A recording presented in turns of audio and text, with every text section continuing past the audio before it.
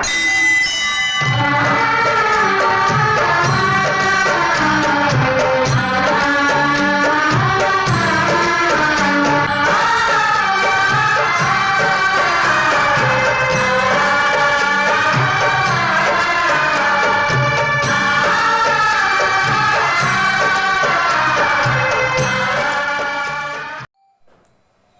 कृष्णा। तो आज हम लोग चर्चा करेंगे एक आदर्श शिष्य और आदर्श गुरु का। एक आदर्श गुरु अपने शिष्यों के मंगल कामना के लिए क्या क्या उपदेश देते हैं, किस समय क्या करना चाहिए, किस तरह का निर्देश देते हैं, और आदर्श शिष्य भी किस तरह उसको एक्सेप्ट करते हैं, स्वीकार करते हैं और उनका जीवन धन्य मंगलमय होता है। उस विषय में हम लोग चर्चा करेंगे। तो एक समय की बात है, श्रील भक्ति सिद्धांत सरस्वती ठाकुर मायापुर धाम में अपने शिष्यों के साथ बैठे हुए थे। तो श्रील भक्ति सिद्धांत सरस्वती ठाकुर का एक शिष्य जो थोड़ा सा बीमार हो गया था, तो डॉक्टर उसे बोले कि आपको 3 महीना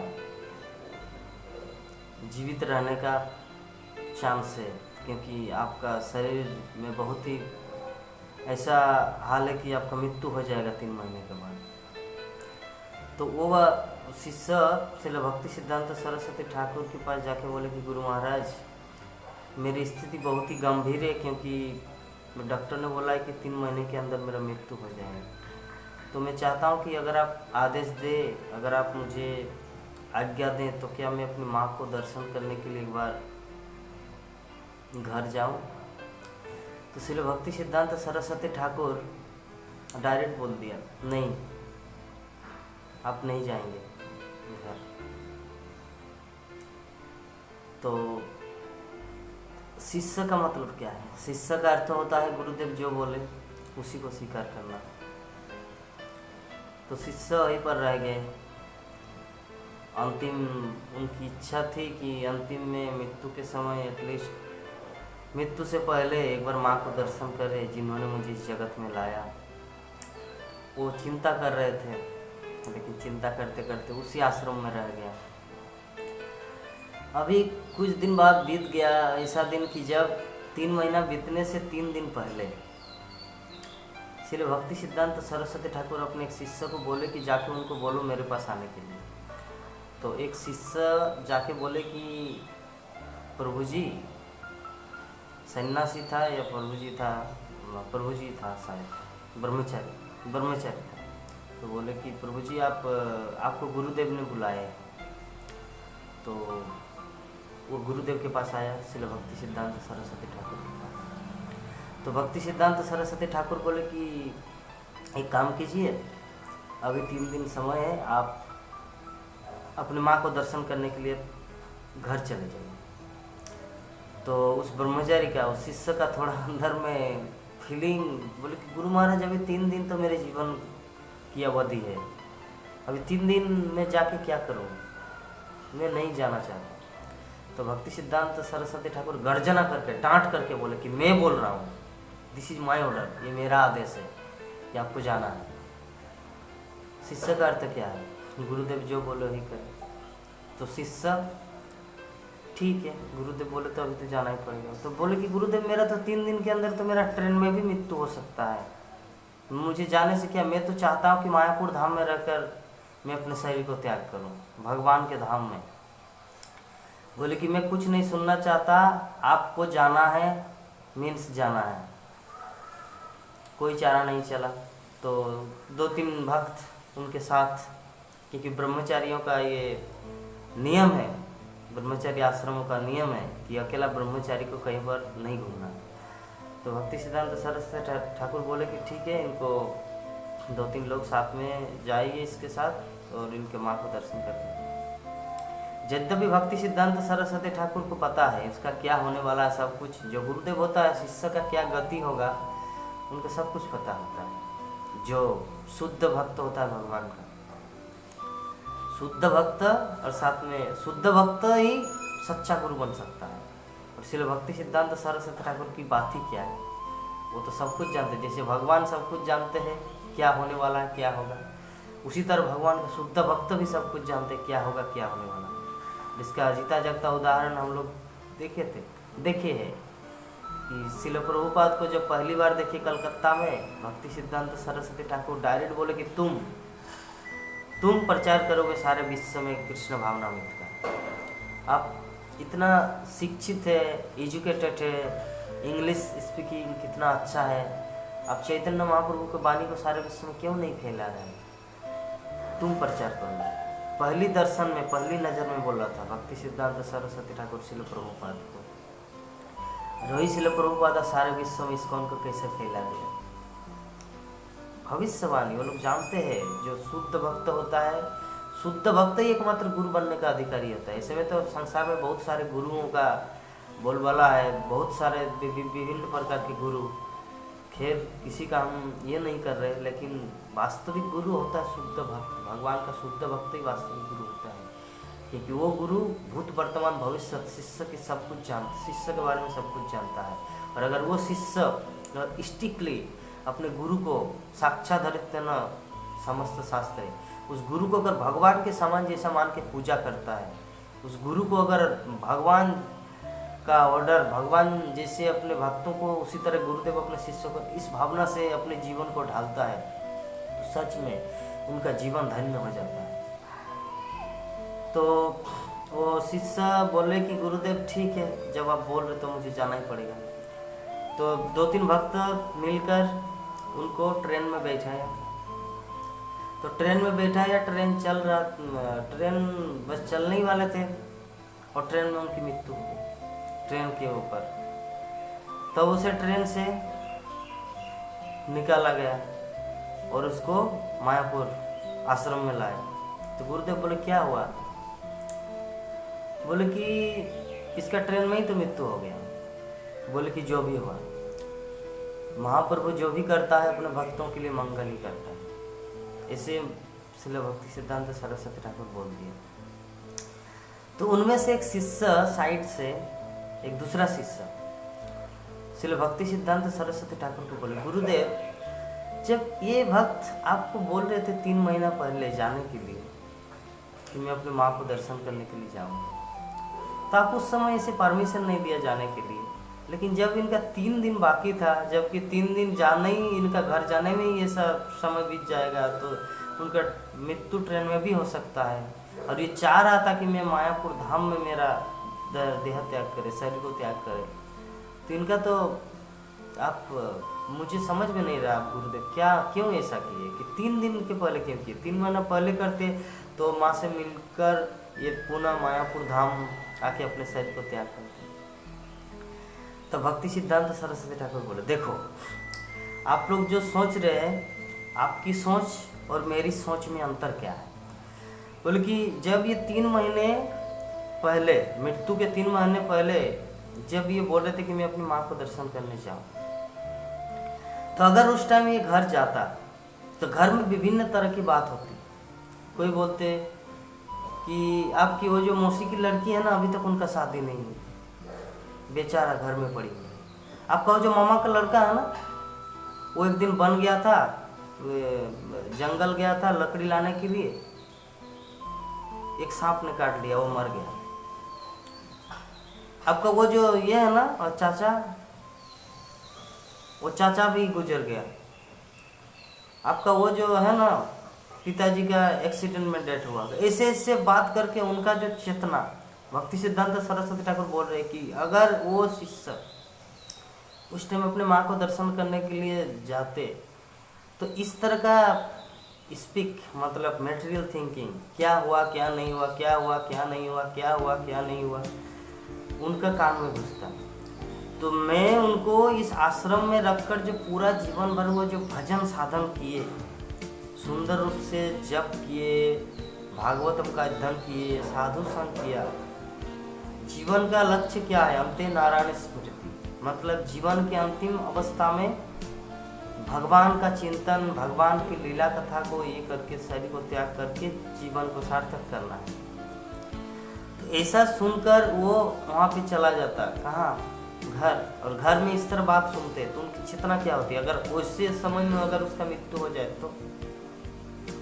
तो क्या इतना दिन यहाँ पे धाम में रह के, इतना दिन आश्रम में रह के क्या किया, वो बेकार चला जाता ना। इसीलिए मैं उनको 3 महीना पहले नहीं भेजा। तो भक्त एक दूसरे, वही भक्त दूसरा प्रश्न कर रहे, गुरु महाराज तो अच्छा ठीक है, जब आपको पता ही है कि ऐसा होने वाला है, 3 महीना मतलब अगर वो घर जाएंगे तो उसको ऐसे ऐसे होने वाला है, तब 3 दिन पहले आप क्यों ऐसे ये किया? 3 दिन पहले भी आपको नहीं जाना देना चाहिए ना, क्योंकि धाम में रह के वो मृत्यु को वरण कर लेते तो भगवान का धाम को प्राप्त, वो तो ट्रेन में मर गया। तो बोले देखिए इसका भी मैं आप लोगों को उत्तर बता रहा हूँ। 3 दिन पहले क्या हुआ, जब वो 3 दिन पहले, 3 दिन उनका समय है मृत्यु का, तो वो जब ट्रेन में उठे तो उनका चिंतन क्या हुआ, भगवान से पल पल प्रार्थना कर रहा है। क्या प्रार्थना कर रहे हैं कि हे प्रभु, हे महाप्रभु, कृपा करके मैं जा रहा हूँ अपने घर, लेकिन 3 दिन के पहले मैं लौट कर आके आपके धाम में मेरा शरीर देह त्याग हो, क्योंकि मैं नहीं चाहता कि मेरा शरीर बाहर में मेटेरियल वर्ल्ड, भौतिक जगत में जाके मेरा शरीर त्याग। कृपा करके हे महाप्रभु मेरी रक्षा कीजिए। वो क्या चिंता कर रहे हैं बारंबार ऑल टाइम, क्या थिंकिंग, व्हाट इज थिंकिंग, वो चिंता इसी चीज का कर रहे हैं कि हे महाप्रभु मैं आपके धाम में अपने शरीर को त्याग करूँ, हे महाप्रभु मैं आपके धाम में अपने शरीर को त्याग करूँ। तो ऐसे चिंता करते करते वो जब अपने शरीर को त्याग कहाँ पर हुआ, ट्रेन में। तो ट्रेन में उसका शरीर त्याग हो, लेकिन उनका मन कहाँ था, मायापुर धाम और महाप्रभु के चरणों में। तो जब महाप्रभु के धाम और महाप्रभु के चरणों में जब उनका चिंतन करते करते शरीर का त्याग हुआ, तो उनका अल्टीमेट डेस्टिनेशन क्या होगा, अंतकाले च मामेव स्मरण मुक्ता कलेवरम। अंतकाले मतलब मृत्यु के समय जो मामेव स्मरण मुक्ता, मामेव मीन्स भगवद गीता में भगवान श्री कृष्ण बोल रहे हैं मेरा चिंतन करते शरीर को त्याग करता है। अंतकाले च मामेव स्मरण मुक्ता कलेवरम य पर्याति स मद्भावम। यह वो व्यक्ति जब पर्याति मतलब प्राप्त करता है, यह पर्याति स मद्भावम मेरे भाव मतलब भगवान के धाम, भगवान जहाँ रहता है, भगवान मद भाव मीन्स एटमोस्फेयर, भगवान जहाँ रहता है अपने भक्तगण जहाँ रहता है। मद्भावम जब पर्याति से मद्भावम याति नास्तत्र संशय, इसमें किसी भी तरह का संशय नहीं है कि जो मृत्यु के समय जो मेरा चिंतन करते हुए, मुझे चिंतन करते हुए, मामेव मीन्स महाप्रभु का धाम भी हो सकता है, मायापुर का धाम भी हो सकता है, महाप्रभु का चरण भी हो सकता है, एवं श्रील भक्ति सिद्धांत सरस्वती ठाकुर का चरण भी हो सकता है। मामेव स्मरण मुक्ता मतलब भगवान एवं भगवान के शुद्ध भक्तों का स्मरण करते करते शरीर को त्याग करना। मामेव स्मरण मुक्ता कलेवरम यह पर्याति से मद्भावम याति नास्तत्र ना अस्तित्र संशय, इसी पर का संदेह नहीं। ये भगवद गीता का श्लोक है कि किसी भी तरह का संशय नहीं, जो व्यक्ति भगवान का चिंतन करते हुए अपने शरीर को त्याग करते वो कहाँ पर जाता है, भगवत धाम, भगवान के धाम को चले जाते हैं। तो क्या हुआ, ट्रेन में मृत्यु हुआ तो क्या उसका जन्म क्या ट्रेन में होगा, उसका जन्म कहाँ होगा, भगवान के धाम। जन्म मतलब क्या, वो भगवान के धाम को चले जाएंगे। तो इसीलिए मैंने उनको 3 दिन तो, और दूसरी बात कि मैं उसको किस लिए भेजा, क्योंकि अगर 3 दिन पहले अगर उनको नहीं भेजते हम यहाँ पर, यहाँ से आश्रम से, मृत्यु के 3 दिन पहले अगर मैं उसे आश्रम से नहीं भेजता तो वो क्या चिंता करता बारंबार, मेरे गुरुदेव मुझे माँ से नहीं मिलने दिया, मेरा गुरुदेव मेरी माँ से मिलने नहीं दिया, मेरे गुरुदेव मेरी माँ से मिलने नहीं दिया, मेरे गुरुदेव मेरी माँ से मिलने नहीं दिए, मेरे गुरुदेव मेरी माँ से मिलने दिए। तो उसका थिंकिंग क्या होता, थिंकिंग होता माँ माँ माँ माँ माँ, कि माँ से मिलना चाहता था, माँ से मिलना चाहता था, माँ से मिलना चाहता था, लेकिन गुरुदेव ने मुझे जाने नहीं दिया। तो उनका चिंतन उस टाइम कहाँ रहता है, हो सकता है वो आश्रम में है, मायापुर धाम में है, इस आश्रम में है, मेरे साथ है, लेकिन उसका चिंता कहाँ है, अपने घर और अपनी माँ के पास, कि माँ से नहीं मिल पाया, माँ से नहीं मिल पाया। तो उस समय अगर धाम में ही उसका मृत्यु हो, इस आश्रम में उनका मृत्यु हो, तो उसका अल्टीमेट डेस्टिनेशन क्या होगा? माँ से नहीं मिलने दिया, माँ से नहीं मिलने दिया, मतलब उनका जीवन पुनर्जन्म के चक्र में चले जाते हैं, इसी भौतिक जगत में उनका जन्म होता है। तो इसीलिए मैंने उनको 3 दिन पहले भेजा। तो जो भी है, एक बहुत ही सुंदर स्टोरी है जो श्रील भक्ति सिद्धांत सरस्वती ठाकुर जो अपने शिष्यों को सामने दर्शाया। तो इससे हम लोग को शिक्षा होना चाहिए कि हम लोग अगर सच में अपने कैसे आदर्श गुरु के श्री चरणों में अपने आप को समर्पण किए हैं, और विशेषकर इस्कॉन में श्रील प्रभुपाद के आश्रम में जो भी गुरु रूप में सिलेक्टेड हुए हैं और जो भी शुद्ध भक्त है भगवान का, उनके चरणों में हम लोग अपने आप को समर्पण किए, मतलब हम लोग बहुत ही सौभाग्यशाली है। तो उससे भी सौभाग्यशाली तब माना जाएगा जब हम उस गुरुदेव की एक एक वाणी को, गुरुदेव जिस टाइम जो चाहता है कि 3 दिन पहले माँ के पास मत जाओ, 3 दिन बाद, 3 दिन पहले आपका चलिए ट्रेन में जाओ, तो गुरुदेव जिस टाइम जो जो बोलेंगे अपने शिष्य के लिए, क्योंकि गुरुदेव सब कुछ जानता है किस भक्त के लिए क्या जरूरी है। तो अगर उस गुरुदेव की एक एक वाणी को, एक एक चीज को अगर हम लोग फॉलो करेंगे अपने जीवन में, सच में साक्षात कृष्ण से मिलन होगा हमारा, क्योंकि गुरुदेव की वो क्षमता है आपको कृष्ण से मिलाने का। तो इसीलिए हम लोगों को इस कहानी को बारंबार सुनना है, बारंबार सुनना है, बारंबार सुनना है, और इसको अपने जीवन में धारण करना है। एक सच्चा गुरु और सच्चा शिष्य की पहचान। सच्चा गुरु वही होता है कि किस टाइम क्या करेंगे, और सच्चा शिष्य वही होता है कि गुरुदेव जो भी जिस टाइम चाहेंगे उसको हम पालन करेंगे। तभी आदर्श शिष्य और आदर्श गुरु और वास्तविक रूप में हम लोग भगवान के पास, भगवत धाम, गुरुदेव की कृपा से जा सकते हैं। गुरु मुख पद्म वाक्य चित्ते ते करी आय आर ना करी होना मने आशा। गुरुदेव की मुख से जो भी वाणी निकले, गुरु मुख पद्म वाक्य चित्ते ते करी, हार्ट, हृदय में एक करना है, उनकी वाणी को एक करना है कि गुरुदेव जो चाहते वही ठीक है। चित्ते ते कोरिया क्या आर ना कोरी हो मने आसो, मन में कोई दूसरा चिंतन लाना ही नहीं कि गुरुदेव ये ठीक किया, गुरुदेव ये अच्छा नहीं किया, गुरुदेव ये किया, नहीं। गुरुदेव जो भी किया आपके लिए सर्व मंगलमय किया, नॉट ओनली मंगलमय, सर्व मंगलमय। श्री गुरु चरणों रति ऐसे उत्तम गति। श्री गुरु के चरणों में रति मतलब अटैचमेंट, हमारी आसक्ति, हमारी इच्छा, समस्त इच्छा गुरुदेव के चरणों में। श्री गुरु चरण रति ऐसे उत्तम गति, यही है उत्तम गति। उत्तम मीन्स इस संसार से ऊपर भगवत धाम, गति मतलब डेस्टिनेशन, जाने की प्रोसेस। श्री गुरुदेव के चरणों में अपने आप को समर्पण करना ही उत्तम गति को प्राप्त करना है, भगवत धाम को प्राप्त करना है। श्री गुरु चरण रति ऐसे उत्तम गति जे प्रसादे पूरे सर्वासा, जिसके प्रसाद, जिसकी कृपा से, जिनकी कृपा से पूरे सर्वासा, समस्त प्रकार की आशाएं। हमारी आशा क्या है? हमारी आशाएं भगवान के पास जाना, भगवान के साथ अपने खोए हुए संबंध को पुनर्स्थापित करना। खेल इस संबंध में अगर हम लोग थोड़ा सा विचार करेंगे तो हम लोग बोलेंगे नहीं नहीं, मेरा गुरुदेव के चरणों में पूरा समर्पण करने से मेरा आशा तो पूर्ण नहीं हो, क्योंकि मेरा तो इच्छा है कि यहाँ पर एक बहुत बड़ा बिल्डिंग बनाना, मेरा तो इच्छा है कि मुझे करोड़पति बनना, मेरा तो इच्छा है कि मैं जगत का एक सबसे धनी व्यक्ति बनना। अरे लेकिन वो तो आपका मेटेरियल कॉन्टेमिनेशन के कारण आप ऐसा सोच रहे हैं। जब आपका हृदय शुद्ध होगा तो आपका एक ही अल्टीमेट डेस्टिनेशन होगा, एक ही इच्छा होगा, और वो इच्छा होगा कृष्ण के पास जाना और कृष्ण से अपने खोए हुए संबंध को स्थापित करना। यही है नरोत्तम दास ठाकुर बोले कि श्री गुरु चरण रति ऐसे उत्तम गति जे प्रसादे पूरे सर्वासा। सर्वासा मीन्स दिस इज सर्वासा, नॉट सर्वासा मीन्स हम बनेंगे बहुत बड़ा धनी व्यक्ति, मेरे पास इतना ये बड़ा गाड़ी रहेगा, इतना बहुत बड़ा बिल्डिंग रहेगा। ये क्यों ये थिंकिंग आ रहा है? क्योंकि आपको इस जगत के बारे में पता नहीं है कि इस मृग मरीचिका में जो आप घूम रहे हैं, किस टाइम आपका मृत्यु हो जाएगा, 1 सेकंड के बाद आपको पता नहीं है। कली युग अकाल मृत्यु।